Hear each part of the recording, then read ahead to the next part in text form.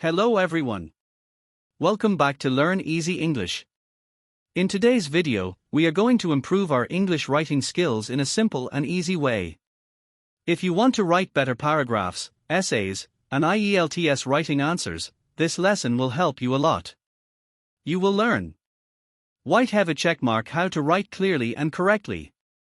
White have a checkmark useful vocabulary and sentence structure. White have a checkmark easy grammar tips for better writing. White have a checkmark simple techniques to improve your writing fast. So, stay with us till the end and let's improve our writing skills together. In this picture we show that the diagrams show data of a flu epidemic that hit a large country town in 1996. Figure 1 gives the number of persons who died.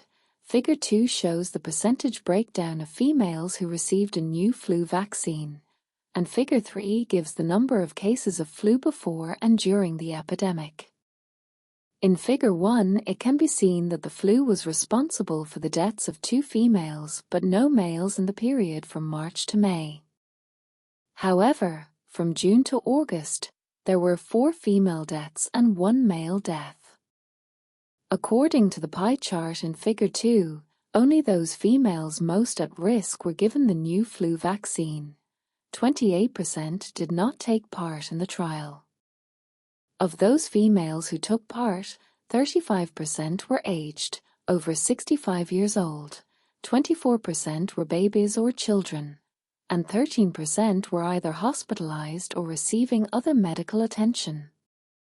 From Figure 3, it is clear that the new vaccine had a positive effect on the number of new cases of flu reported in females. There were just over 1,000 cases reported in March, climbing rapidly to a peak of 3,500 in June. Thereafter, the number of cases dropped slowly to about 2,800 in August, before leveling off at 2,500 for the rest of the year. For males, the figures were lower but showed a similar trend throughout the epidemic.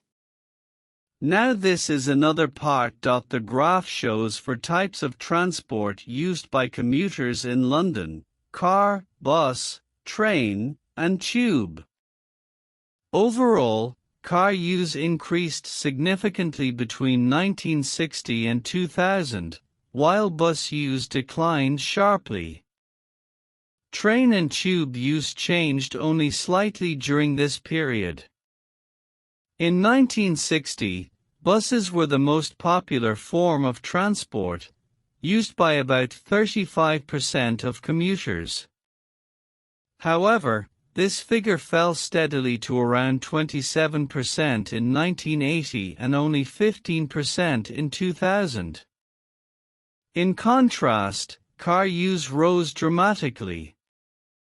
Only about 5% of people traveled by car in 1960, but the percentage increased to approximately 25% in 1980 and reached nearly 40% by 2000, making cars the most popular mode of transport. Train use showed a moderate increase from about 20% in 1960 to around 26% in 1980. Before falling slightly to 23% in 2000. Tube use remained relatively stable throughout the period. It started at roughly 27%, dropped a little in 1980, and then returned to around 25% in 2000. Overall, London commuters gradually moved away from buses and increasingly preferred travelling by car. Now this is another part. The graph illustrates the changing patterns of commuter transport in London in 1960, 1980, and 2000. Overall, the use of cars increased significantly over the period, while the popularity of buses declined considerably. In 1960, buses were the most commonly used means of transport, accounting for around 35% of commuters. However, This figure gradually fell to about 27% in 1980 and then dropped further to only 15% in 2000. In contrast, car usage rose sharply from just over 5% in 1960 to approximately 23% in 1980, reaching nearly 40% by 2000, making it the most popular mode of transport. Train travel showed moderate changes during the period. The percentage of commuters using trains increased from about 20% in 1960 to around 28% in 1980, before falling slightly to nearly 22% in 2000. Similarly, tube usage remained relatively stable overall. It declined from roughly 27% in 1960 to about 22% in 1980, then recovered slightly to around 25% by 2000.